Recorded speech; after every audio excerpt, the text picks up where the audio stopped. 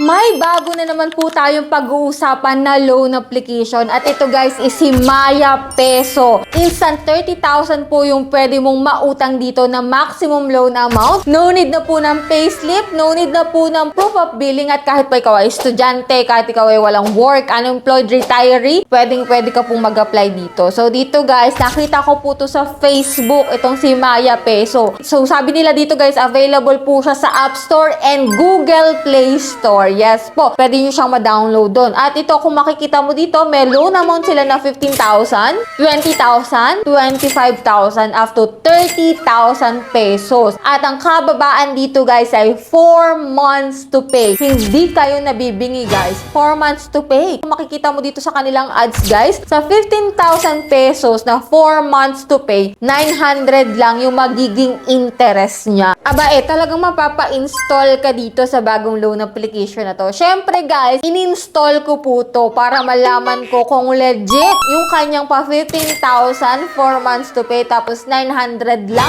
yung magiging interest. So maganda talaga na silipin muna yung mga gantong bagong loan application para malaman natin kung okay yung services nila. Malay mo nga naman okay at hindi puro ads lang. Kaya samahan niyo po ako dito sa video na to para alamin kung anong meron dito kay Maya Peso, o diba? Baka sakaling maging katulad din ito nung kay Maya Easy Credit. Hindi natin sure, diba? Kaya alamin natin. Pero bago natin pag-usapan to guys, syempre kung hindi ka pa dyan nakasubscribe, just click the subscribe button, turn on the notification bell, and be updated lagi sa ating mga latest uploads. Kasi every video po na ina-upload ko, kumukuha po ako ng 2 lucky winners. At first winner natin guys ay siya. Ayan, congratulations sa'yo agad. Mag-PM ka na sa aking Gmail account para maklaim mo yung prizes mo. And for those na hindi pa nananalo, kapit lang. Tuloy-tuloy pa rin yan. Kaya huwag nyo kalimutang i-like itong video na to. Mag-iwan ng comment dyan sa comment section. At please share this video para maraming makasali at maraming makapanood ng video natin. And this time nga guys, itong si Maya Peso ay talagang nakaka-curious kung legit kasi Maya Peso, diba? Alam naman natin na si Maya Easy Credit ay isa talaga sa maaasahan na mga credit line. So, check natin itong si Maya Peso dahil bago to guys. So, if you are interested na malaman kung anong meron dito, so keep on watching.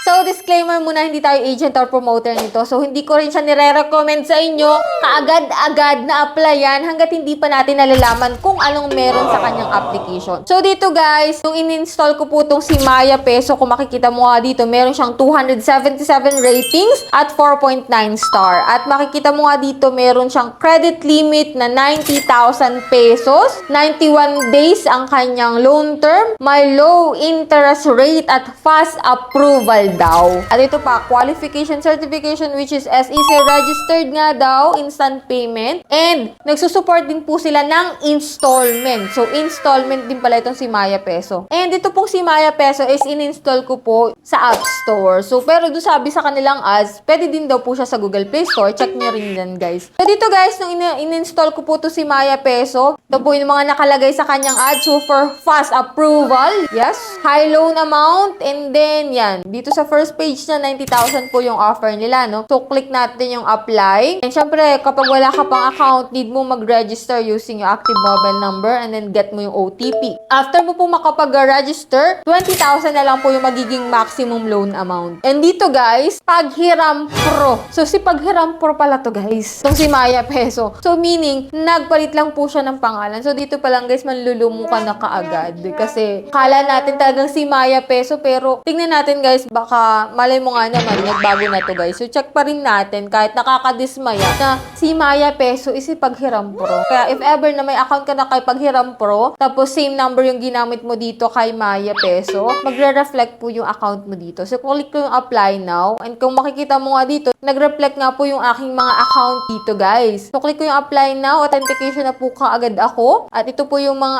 ID na pwede dito guys. Kahit po Teen ID, PhilHealth, or National ID, pwede po dito. loob. And after nun guys, yan, personal information yung iyong fill upan. Next po is job information. Dito guys, sa emergency contact, 3 number lang naman yung hihingi nila. Pero make sure kung sino yon at alam dapat nila na ilalagay mo sila dito guys kasi maaari po yan tawagan or i-text. Next po is e-wallet or bank mo siya pwedeng ma-receive. Sa e-wallet, pwede po sa GCash, Paymaya, Coins, GrabPay, Shopee, and OmniPay. And then dito guys, dun sa 20,000 pesos, naging 2,000 pesos na lang po yung instant approval sa akin. So dito guys, depende pa rin yan. So hindi po pare-parehas tayo ng ma-receive na loan amount dito. Kung sa akin po ay 2,000, maaari pong mas mataas pa dito yung pwedeng ipa-approve sa'yo. Anyway, dito sa 2,000 pesos, hindi mo siya buong ma-receive. Nakalungkot ko, 7 days to pay lang rin po itong si Maya Peso na dating si Paghiram po. So for me ha, wala po akong nakikitang pagbabago sa kanya. Ang nagbago lang is yung pangalan niya, which is naging si Maya Peso nga. And then kung makikita mo nga dito, hindi mo siya buong ma-receive kasi 1,200 na lang po yung nakalagay sa disbursal amount. And ang binawas po dun yung processing fee na 667 pesos. So ano-ano yun? So interest fee na 13 pesos at control service fee na 120